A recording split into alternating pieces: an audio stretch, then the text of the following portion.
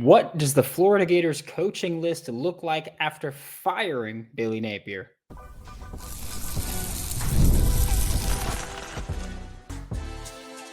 You are Locked On Gators, your daily podcast on the Florida Gators. Part of the Locked On Podcast Network, your team every day. Hello and welcome back to another episode of Locked On Gators, part of the Locked On Podcast Network, your team every day. Thanks for making Locked On Gators your first listen of the day every day. We are available daily and free wherever in the podcast and on YouTube. As always, I am Brandon Olsen. Happy Wednesday. Find all my written work about the Florida Gators at swampsignal.substack.com. Today's episode of Locked On Gators is brought to you by Game Time. Download the Game Time app, create an account, use code LOCKEDONCollege for $20 off your first purchase. And the Florida Gators fired Billy Napier. That led to everybody and their mother dropping a list about who might be who might be on it. And we spoke about it on Sunday when Billy Napier got fired. We spoke about who would be on my list and how I would feel about it. We'll spend more time this week talking about who would be on my list. But for a lot of those lists, it's, Lane Kiffin, it's Marcus Freeman. Dan Lanning's name is going to pop up. Eli Drinkwitz from Missouri is going to pop up. Kenny Dillingham from Arizona State is going to pop up. James Franklin from Penn State is going to pop up, or formerly from Penn State. Jeff Brom probably isn't popping up enough. Brent Key, Rhett Lashley, a lot of ACC names there. I think that the reality is this list probably isn't as extensive as we think it is. And I'm also curious to know, I guess, how much of this is actually solidified, or if this is kind of, because when I gave my list on Sunday, when Billy Napier got fired, I had it tiered, right? I said, this is tier 1, this is tier 2, or it was tier 1, tier 2 W, and tier 2 A. A for aggressive, W for proven winners, or at least throughout their time as head coaches now. And I do think that most people have, if they were to tier these lists, I do think most of them would have the same tier 1 of Lane Kiffin, Marcus Freeman. I think Dan Lanning would be in a lot of those conversations. Here's the thing about lists and Dan Lanning and all that stuff. There's a lot of factors that go into hiring a football coach, right? It's not just, are you a good football coach? It's, are you a good football coach? What have you done so far with the resources that you've been given?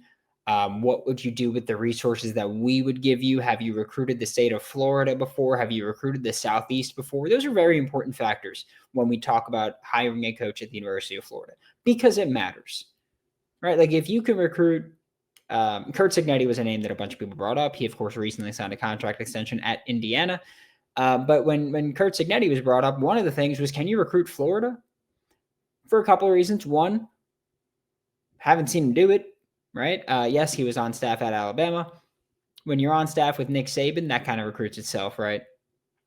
But we can talk about that Curt Cignetti time, at least, at Alabama. Sure, then he went to, IUPUI, Elon, James Madison, and then Indiana. None of those are in the Southeast. As a head coach, we have not seen him recruit there. So that would be a question for Curt Cignetti. Again, he signed an extension. You can mark him off pretty much. Or not even pretty much. You can mark him off. But that would have been a question with him. For some guys, that's going to be a question. For others, it's not, right? Lane Kiffin's a name that's brought up all the time and is at or near the top of pretty much every Florida Gators fan list. He recruited at Alabama, which, again, when you're under Nick Saban, it's a lot easier. But he was also the head coach at FAU for a while. And look, recruiting at FAU is different from recruiting at Florida. But a lot of those ties are the same, right? A lot of those schools that you coach for or coach at are the same. It's what happens, right? Like you're recruiting from a smaller batch or a lesser known batch at FAU, but he's done it. A lot of those lists are going to include a lot of names, so we have no idea where they actually landed. We have no idea who really got eliminated from some lists, or if they made it through the first cycle, or why it may be. Like Dan Lanning is a name that has been brought up multiple times, and I always say, like, I didn't include Dan Lanning on my list. I didn't, and I put it off because financially it's not happening. Someone in my comments yesterday said, like, oh, like the list should be Lane Kiffin and Dan Lanning, and that's it.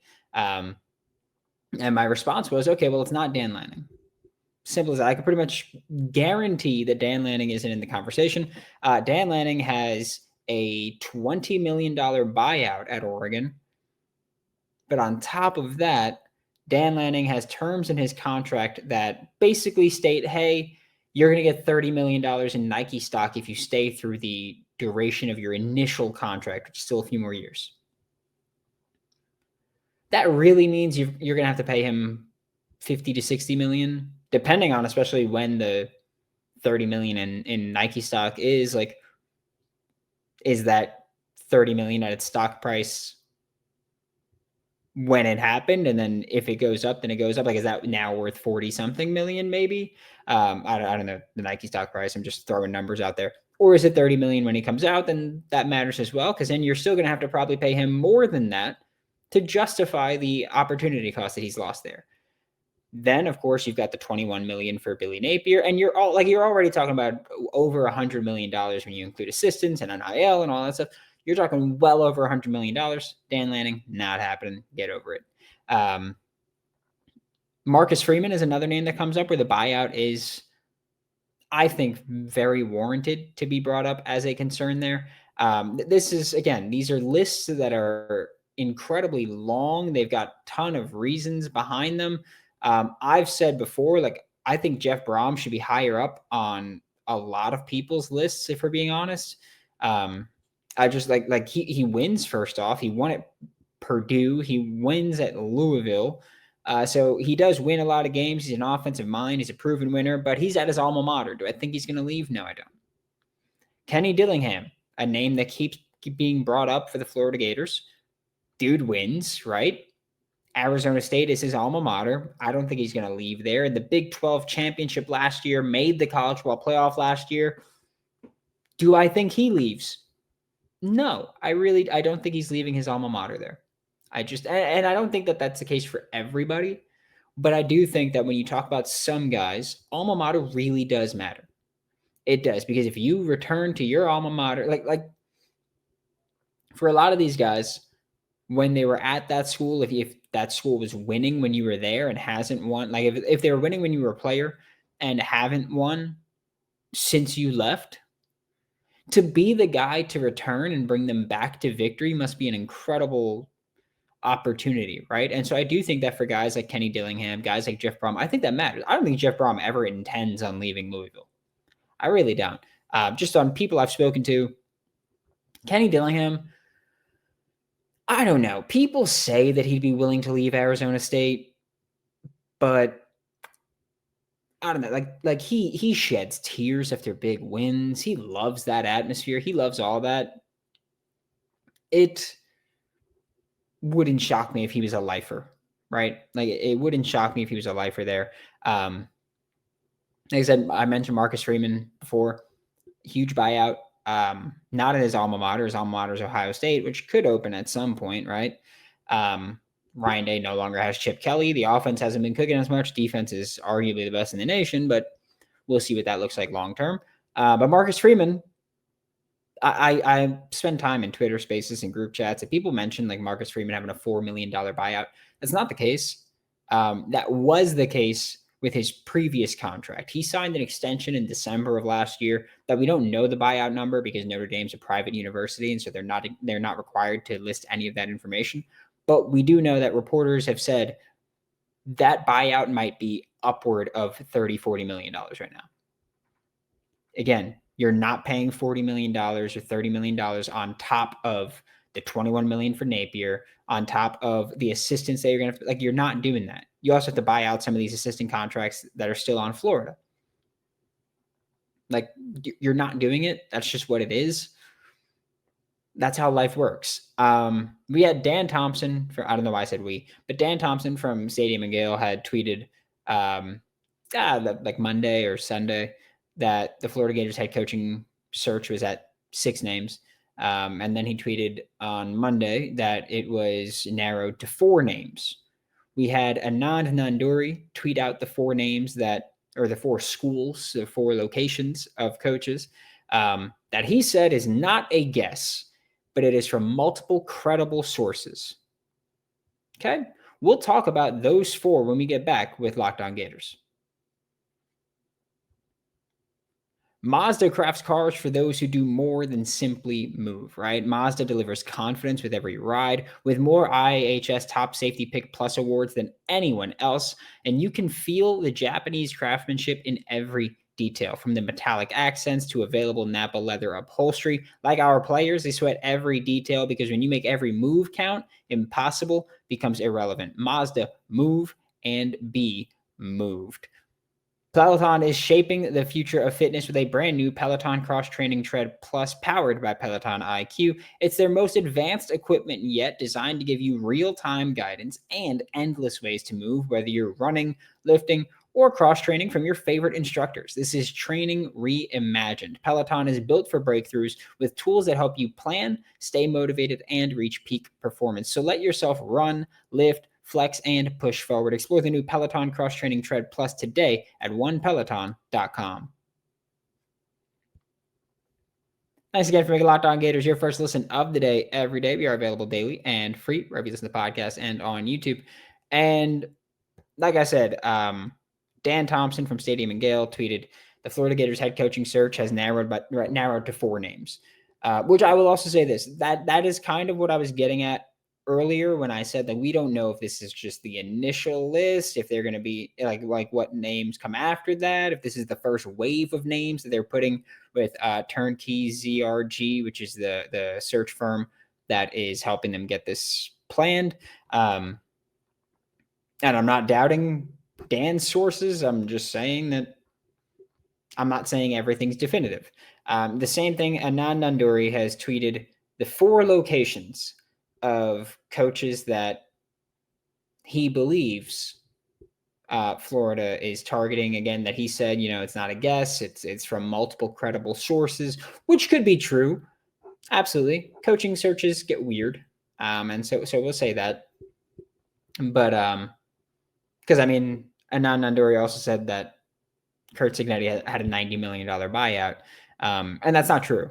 The Curt Cignetti buyout is about $15 million. It's $90 million if he's fired, which again, numbers vary. They change all the time. But of the locations, which I do believe are all very much in consideration for this job. Like I don't know if the list has been narrowed to 4. I really don't. And by the way, over the coming days and weeks, we'll have videos come out about all these head coaching candidates. I plan on releasing videos that are just, even if they're not legitimate candidates, they're candidates that I would pitch for, and I would want thrown in there if I was having a say in this. So I'm not saying that the list is narrowed to 4. I'm saying it's reportedly narrowed to 4. I'm not saying these are the 4. I'm saying these are reportedly the 4. And the first one is Oxford, Mississippi, which, because again, Anand didn't put names on it. He just put out the location of the university. And the first one is Oxford, Mississippi, which is Lane Kiffin, right? And Lane Kiffin has a manageable buyout. Lane Kiffin is an offensive-minded coach, which I think is important for a lot of people. I really do. And I think that when you look at this list, offensive tends to be a thing that goes with it. I think that hiring an offensive coach is significantly easier and significantly safer than hiring a defensive coach. When you're an offensive coach, you are the offensive system, right? When you're a defensive coach, you are the defensive system, but the offensive system continuity is more important. When you are a defensive coach and you have a good offensive coordinator, then that guy's going to get hired in 2 to 3 years, right? And when that guy gets hired in 2 to 3 years, you've got to hire a new offensive coordinator that can find success. It's a lot easier to have a great offense and a defense that you have to live with than it is to have a great defense and an offense that you have to live with, right? A big comparison is look at Florida under Dan Mullen, and it was great offense, defense that you just kind of have to live with. And then you look at this team, Florida Gators in 2025, where while Billy Napier is an offensive-minded head coach, the offense wasn't good, right? And defense was great, but you were losing more games because you're going to lose if you can't put up points. Like, yeah, you're going to lose if you can't stop them from scoring, but if you can at least try to keep pace, that matters. And so offensive-minded coaches, more favorable, more valued. Lane Kiffin, offensive-minded coach, that matters. Seriously outperforming expectations with Ole Miss. Like, I know people go, oh, well, he hasn't made the college football playoff. I understand that. And I know, oh, he doesn't have a good record against top 10 or top 25 teams. I understand that. That's not the right measure to use when you talk about what his coaching job has been like, what he's been doing at Ole Miss. The right measure to use is to look at the teams that are on the same playing field or better and look at his record there. Because Lane has not been able to build top 25 rosters consistently at Ole Miss. You're not going to be able to. You don't have the resources or the wherewithal. People don't want to go to Oxford, Mississippi long term. That's one of the reasons I believe Lane uses the portal to the rate that he does. I know that there are people that say, hey, like, well, he uses the portal because you don't have to develop guys as much. They're already developed. You just come in and use them properly. And that's absolutely a valid case. But that's not going to build you a full roster. That's going to get you starters, which Lane had at Ole Miss and Lane has at Ole Miss, is starting caliber talent. But once an injury or two or whatever pile up, then not so much, right? You're not really going to have those. And so that matters. Lane Kiffin doesn't have a good defense. Last year, they allowed like 14 points per game, one of the best defenses in the entire country. They just didn't win the games. They just didn't win enough games to get into the college football playoff. Pete Golding is a good defensive coordinator. I'm not saying that Lane would bring him, but I'm saying that Pete Golding is from the Ron Roberts tree. If you wanted to bring Pete, you've got the roster already to run a Ron Roberts defense, right? So that's seamless. Another name is Atlanta, Georgia, or another location that a non-listed was Atlanta, Georgia, which is Brent Key, who was in my Tier 2 W list. 21-12 in his time at Georgia Tech, including, a 6-1 start this year. Offensive line guys, so that won't be overlooked.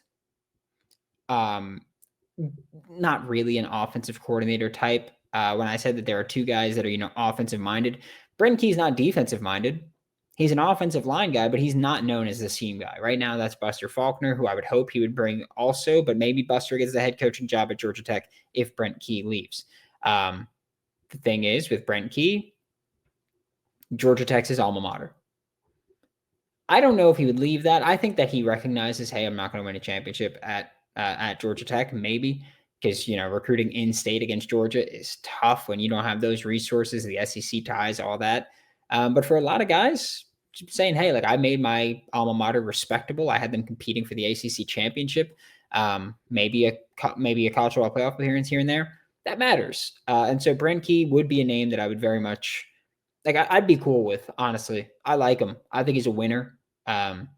I think that he's made good coordinator hires. He, of course, though, does have the issue or the question of, well, you've got to hire an offensive coordinator. And if that guy's good, he's going to leave. And that matters. It's different with a defensive-minded guy compared to like an O-line-minded CEO type, because your offensive line is going to be good with Brent Key at least. And you can at least bank on that being pretty consistent. But he's made good coordinator hires so far. I think he kind of deserves the benefit of the doubt in that area. Again, I don't know how willing to leave he is from Georgia Tech. Again, it's his alma mater. Could be tough, but if you're looking for a guy that is I view Brent Key as a minimum high floor guy, if that makes sense. Brent Key also, by the way, is someone that when Billy Napier got hired, Brent Key hadn't yet been announced as the head coach at Georgia Tech. He was the interim. And I was like, go hire him, please. Like, Billy's going to call plays, make Brent Key the OC, make sure your O-line's all shored up, like get that done. Didn't happen because he got hired at his alma mater there, but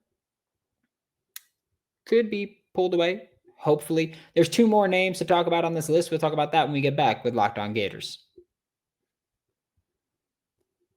Florida Gators football is back after this bye week. Billy Napier has been fired. If you want to go enjoy the tailgates, the rivalries, the energy in the stands, I think for a lot of Florida Gators fans right now, you recognize like, oh yeah, the season's not going the way that we were hoping it would. The season's not going to reach the expectations that we wanted it to.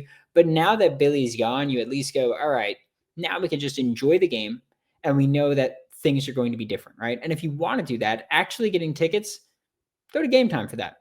It's the app that gives the advantage back to fans. It's the easiest way to score last-minute tickets at the best prices with no surprise fees. So what you see is what you pay. You can go to Game Time, look up Georgia tickets. You got Tennessee at home. You got Florida State at home. That could be pure belt to ass with Mike Norvell, who for some reason got a vote of confidence to at least finish the year.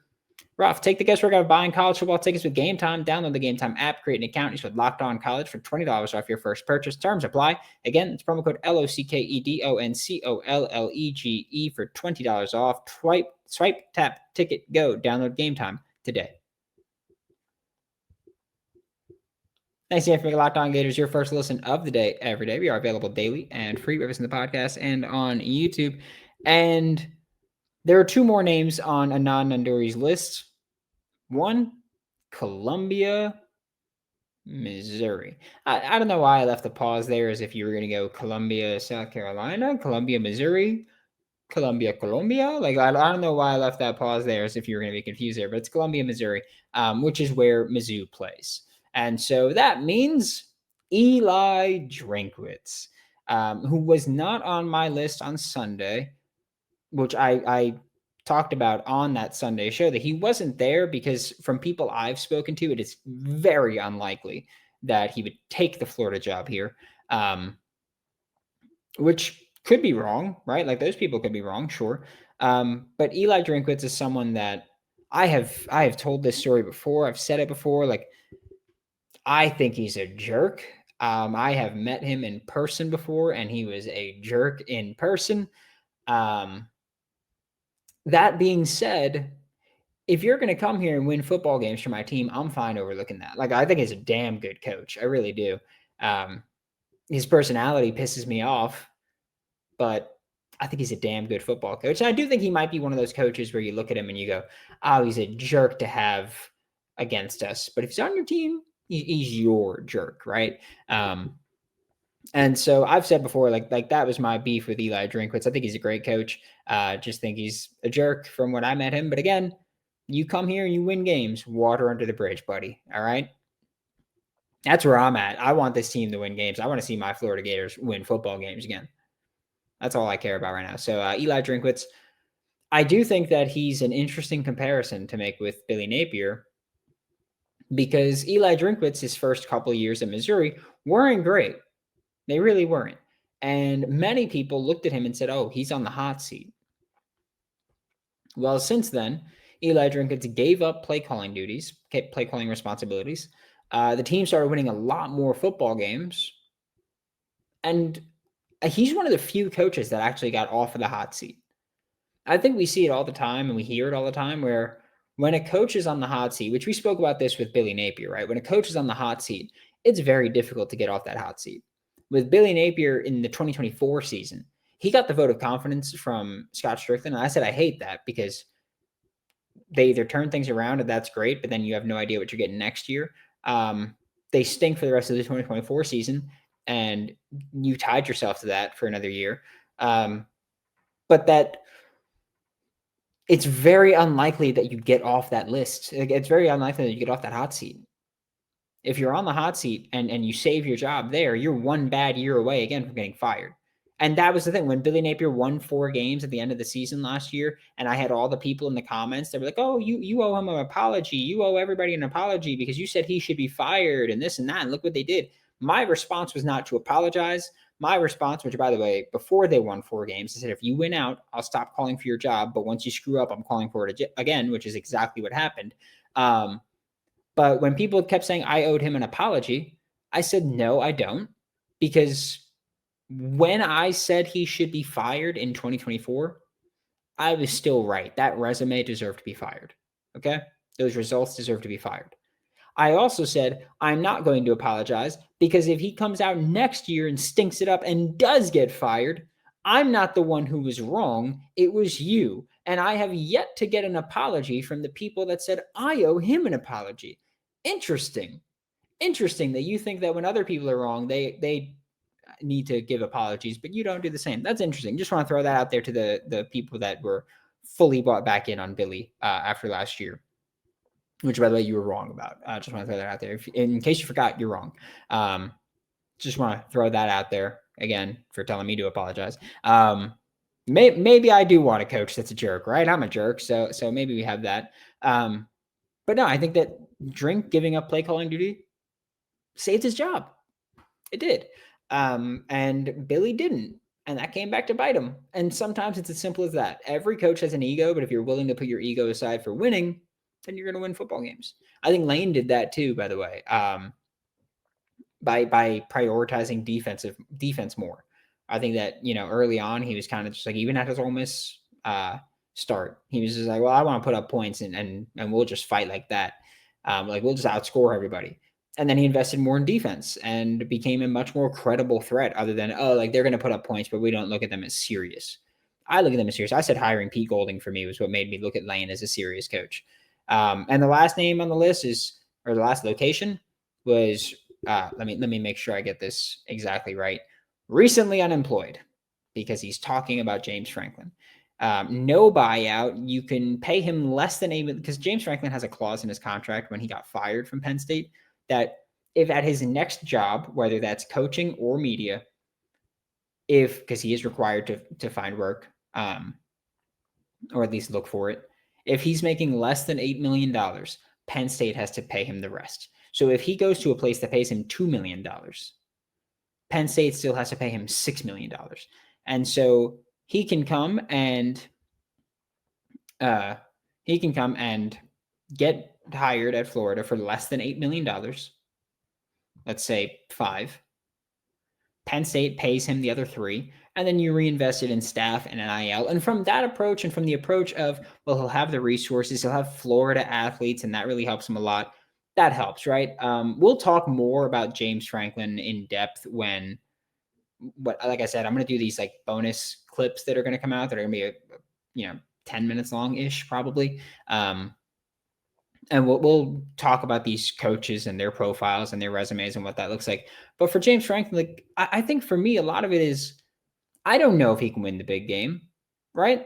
I think that part of why he didn't was that it was like Pennsylvania and you're competing with Ohio State. And I'm talking about recruiting grounds.